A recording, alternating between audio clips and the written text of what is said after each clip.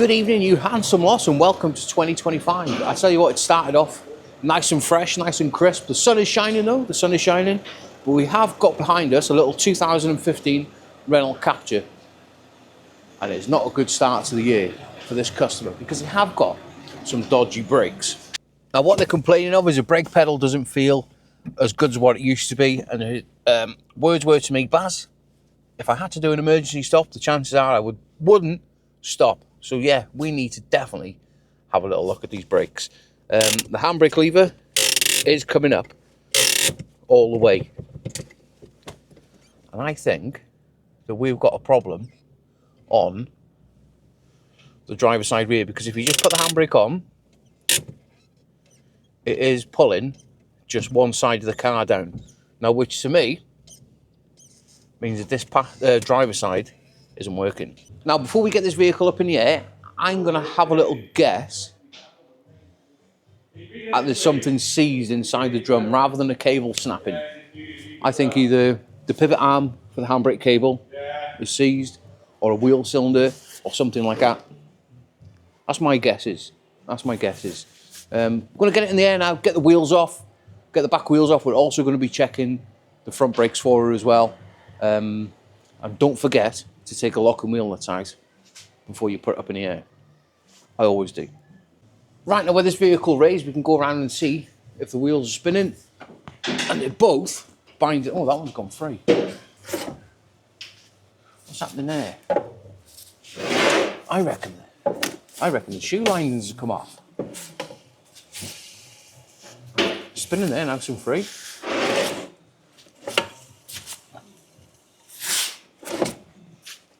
Definitely.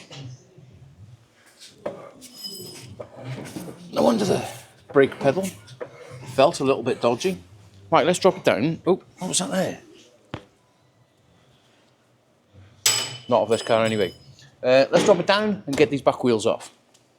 Right, now I've got the back wheels off. What I've done, grabbed a great big hammer and give the drums a bit of a clap. And then brakes have... Doesn't sound the best, that does it? Let's move this dust cap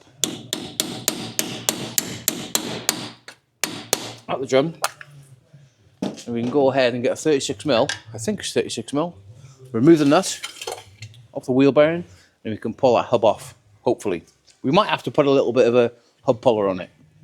Right, well, as you can see, I have got the actual brake drum off itself, and yes, I did have to put the hub puller on it, and also I've had to put, where's it gone, a bit of a seat belt round it and just pull it, and it did come off.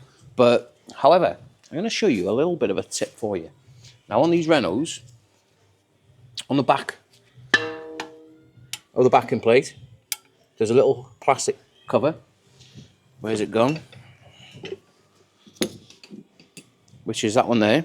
All right, pop that out. I've used a long torque screwdriver. You can pop it through the hole, and that then will go onto the handbrake. Drop your screwdriver. That will then go onto the handbrake lever and pull the lever back, allowing you to pull them drums off a little bit easier. Now let's move around to the brakes themselves and see what is going on here. First of all, this handbrake pivot here has C-solid, and also we've got seized wheel cylinder. See this side here? C-solid, and also the brake shoes are literally falling off. So I have gone ahead and ordered 2 new wheel cylinders, a set of brake shoes, and also a brake shoe fitting kit. Let's go around now and remove the handbrake shoes. Now, it is always good practice when you're doing handbrake shoe work to slacken the cables off inside the car. And the cable then will just come off nice and easy like that. Now, the pliers that I always like to use for removing these springs is wheel cap pliers. Absolutely brilliant. Give them a push, give them a twist, and them springs will come off relatively easy. Pair of pliers on the bottom, pull them off, and there we have it. These are relatively easy to take off. A little bit, like that. Right, well, I've moved round to the driver's side now, and as you can see, the actual brake linings, they have come off with a drum.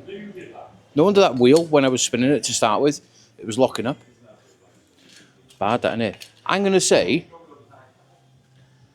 since this vehicle's come off the production line, them brake drums have never been off on any service.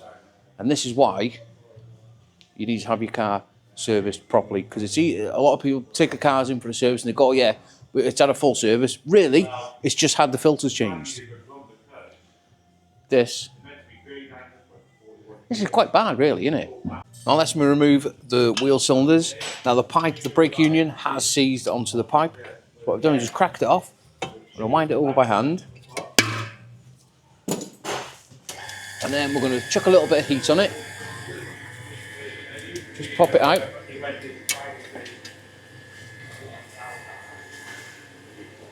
Plonk a tiny little bit of heat on it.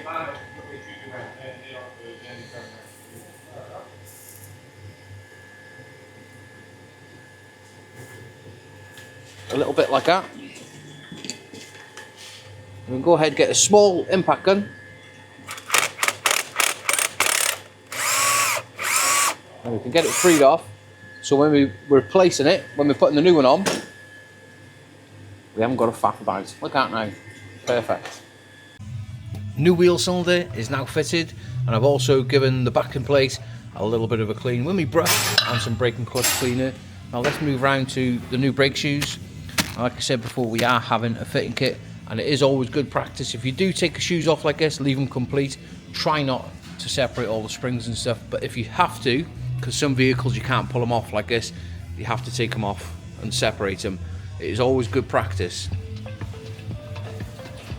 to leave one side on. I know I've taken the both sides off, but always leave one side on so you've got reference to match them up, because it can be a little bit of a pain to do. But I quite enjoy, I'm old school, I quite enjoy doing brake shoes.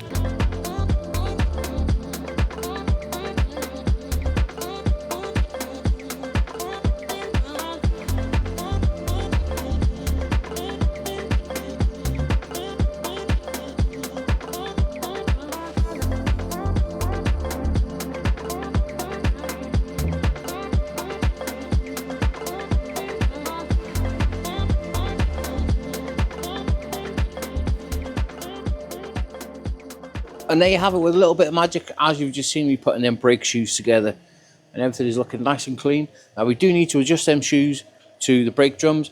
Now these brake drums did have a little bit of a lip on them, and what I did, I just put my die grinder around the edge just to take the lip off, and it is perfect. Now go ahead, this is another little tipperoonie for you when adjusting brake shoes, because there's nothing worse than when you're taking the drum on and off. Give it a little adjust, on and off, on and off. Get your brake drum vernier. Measure the diameter, flip it over, and then you can adjust your brake shoes. See how much we've got to adjust it? And that drum will just slide on. Perfect. Now, before anybody moans, oh, measure this, what do you think these are? I've measured the drum thickness, and they are well within tolerance. So we're going to be reusing these brake drums. Let's get them slapped on. And there we have it. That is one side fully complete and rebuilt, and the wheel is back on. Now I've got to go around to the other side and complete that process on this side. The passenger side is now all built up, and we've jumped inside to the vehicle. We've adjusted the handbrake cables back up, make sure that they are nice and equal, and just nip them up just so it's catching. And the brakes are nice and free. Now we can go ahead and put all this little centre console back in. There's two little screws either side. We can just tighten that back up. Now I'm going to give the front brakes a little bit of a checkaroonie.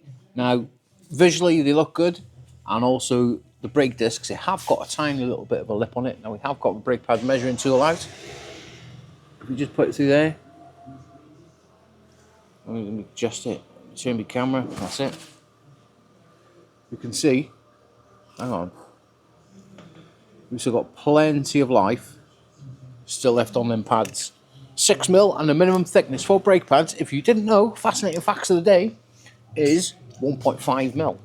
I'm going to be giving this vehicle as well a brake fluid change. But before we go get too involved, we're just going to make sure. Now we know the bleed nipples on the rear wheel cylinders are good, and they're going to come in nice and free. We're just going to crack the front ones off and make sure that we're not going to be running into any problems while we're bleeding these brakes. Which is 2 front ones now have come undone relatively easily. I've already done this one. They're nice and free. We can now connect the tool up and get bleeding. Now to bleed the brakes on it, I'm going to do a full system flush in it, and I'm going to be using the Launch Pro Brake, and that is an absolutely awesome tool. It has got a little suction pump inside it, so we can get all that fluid out of the reservoir. After I've got all that fluid out of the reservoir, we're going to head and connect to the cap, the bleeding pipe, and we can hold it steady now at a constant 2 bar of pressure. So easy to use this tool is. Once you've at 2 bar, connect the bleeding bottle in to the bleed nipple, crack the nipple off, and that will get all the air out of the system and put some fresh fluid in the braking system. Now on the bottle, you probably want, depending on how big your bottle is, mine is 1000 ml, so we're going to use pretty much a quarter for each wheel. Should be good to go.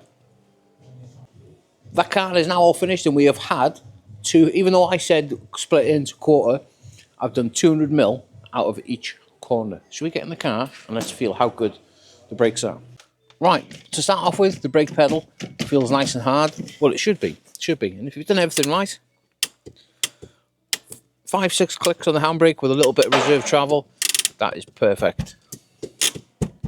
Right, should we take it down the road for a little bit of a spinneroony? Right, well, I'm back off a little bit of a test drive and everything was perfect. And I'm going to advise the customer now to do a little bit of a bedding in process on the new rear brake shoes, about 50, 60, even to 100 miles, and let them brake shoes bed in, and the handbrake will become a lot better. But yeah, that test drive is successful. I'm sure the customer's going to be very happy with what we've done. But yeah, if you've liked the video, please hit that like and subscribe, and no doubt we will see you on the next one. Let's get it, Sam.